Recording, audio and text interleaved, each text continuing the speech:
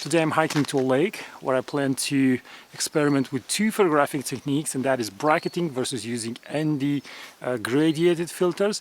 I'm going to share with you tips, settings, also pluses and minuses of each of these two techniques, and then I'm going to jump in the studio and edit the photos.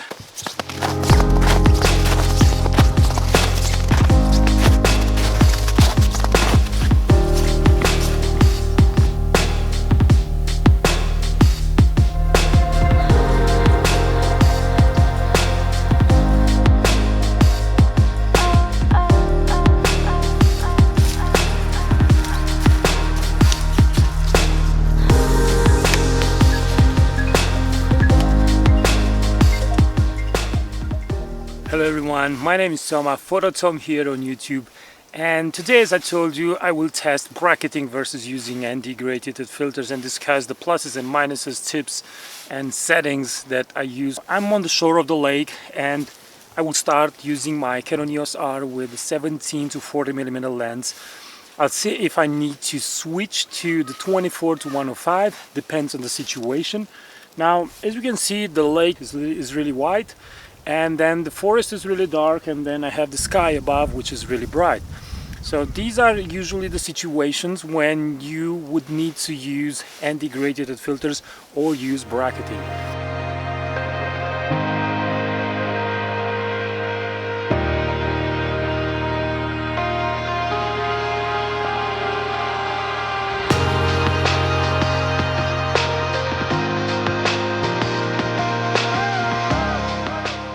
I'll start with bracketing, and bracketing basically means that you set your camera to take multiple exposures, 2, 3, 5, 7, whatever your camera is capable of.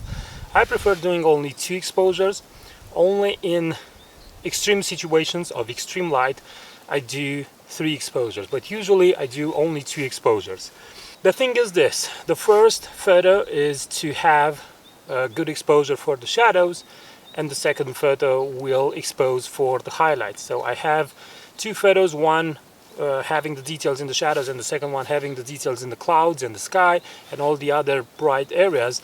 And when I combine these 2 photos together, I have an HDR image that has all the tonal values there. When would you like to use this technique? Well, let's say you don't have ND gradiated filters. You have to use this technique. Let's say you're lazy or you're tired and you don't want to get your ND gradiated filters out and mount them on the lens. So you can use bracketing. And there's another situation when the horizon line is not straight. You have a V-shaped value, for example, and that would make using ND gradiated filters impossible because you will also darken the trees. The settings for my camera are ISO 100, 0.3 seconds for the first exposure, 1/25th of a second for the second exposure, and f16. And I'm using f16 because the foreground element is really close to the camera. It's about 1 meter or something like this, and I want to make sure that everything is in focus. The minus of using bracketing as a photographic technique is that you end up with a lot of photos, and if you do this a lot, you basically cut the number of photos that you can do in half or maybe 1/3. So it's not something that you can always use. It will also take space on your hard drive, and it will also take more processing time because you need to merge those photos and you need a more powerful computer to handle the information. And now it's time for the second technique, and that is using ND gradiated filters. First of all, you need to buy the ND gradiated filters. My recommendation is to have a 3-stop. It's an absolute must, having a 3-stop and then maybe a 2-stop. And you also will need an ND 3-stop reversible filter to cover the horizon line. Then you will need an adapter for the lens, and then you'll need a holder to hold the actual ND gradiated filters. Now, these filters are not cheap, as anything in photography, so if you want to know what I'm using as filters, check out the description of this video. There are affiliate links. I use filters from Lee and also from Ken Faith, and I'm really pleased with both of them. The big minus is that it takes time to mount the filters, and you also will need an adapter ring like this for each lens if you have different sizes. The big plus is that you'll look really cool once these filters are mounted on the lens. You look really professional.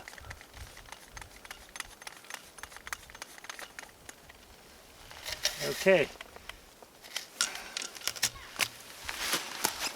So I have the adapter mounted on top of my polarizer, and the holder looks like this, and you simply click it over here and it stays, and then you mount the ND gradient filter on top. For this situation I used two ND gradient filters. The first one was a 3-stop reversible filter just to counter the brightness at the edge of the forest, and then I used another 3-stop, but not full 3 stops. I basically used the gradiated area to the top to create a much more darker and dramatic sky.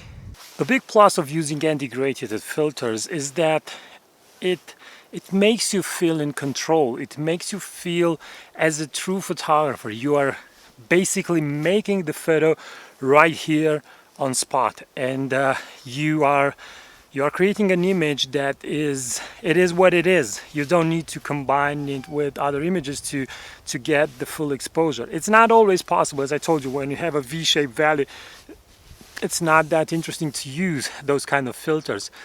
Another big plus is when you're processing those photos, you're going to see when I step into the studio that there is not much to do with a photo like this, because you already have a balanced image.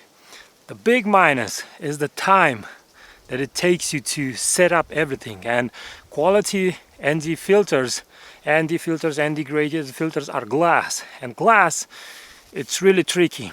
Just a quick and easy smash and the filter will go to pieces. Let's see, 3-4 filters I destroyed like this. Okay, we are in the studio, and now I'm gonna take the photos and edit them and see the results and what are the challenges. So I'll start to edit the bracketing sequence. There are 2 sequences. It's really easy to do the HDR. You basically click the first, control click the second, third, it depends on how many photos you have. Right click, photo merge, and go HDR. Now you're going to see a preview. Depending on the power of your computer and on how many shots you have, it's going to take a while. So I only have 2 images. Auto align is checked. Auto settings unchecked. The ghost amount, it's none. Nothing special happened. Click merge. And now I'm simply waiting for the photos to be merged. And I also have a second sequence. There are these 2. Control H to do the panorama, creating the preview. Click merge. So now we have these 3 photos. Let's start with this one, which is the first photo.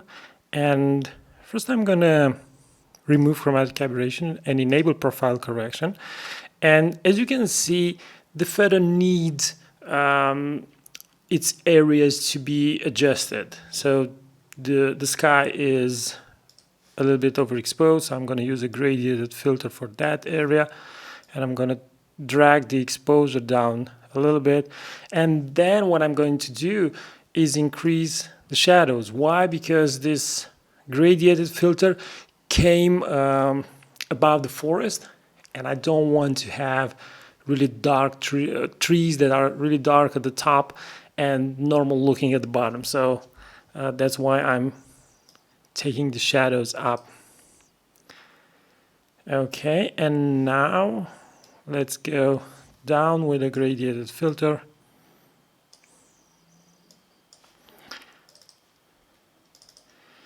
And take the exposure down a little bit. Okay, so right now we are having a proper exposure. So the photo before was like this, and now it looks like this. It's nothing fancy, nothing spectacular, but there are some steps that you need to do when you're bracketing the sequence. So you need to combine the photos, and you need to do those settings to equalize the brightnesses of different areas. And after that, you can edit the photo just as you would with any other photo. So I will simply increase the contrast for this image, take the exposure down a little bit, increase the shadows, add a radial filter to this area, and then take the exposure down some more. I'll go into the crop and rotate the image slightly. And then I'm going to raise the black point, go into color grading, and for the shadows, I'll introduce a little bit of blue. So the original image was like this, the edited one is like this. The conditions are not spectacular, but this is not a video where you see a spectacular photo. You see a technique and how this technique is applied and how you would edit those photos. Let's go and edit the second bracket, which is this one. As you can see, because I was really low, this happens a lot, because when you're sitting really low, you lose perspective, and you lose the feeling of the horizontal. Yeah, so what I'm going to do is use the crop and rotate the image. Now I'm going to use a gradient filter, drag it down. Again, as you can see, it covers the trees in the right, but it's no problem. We can adjust it. So I'll take down the exposure, and then I'm going to raise the shadows. Okay, use a radial filter for the forest and increase the exposure.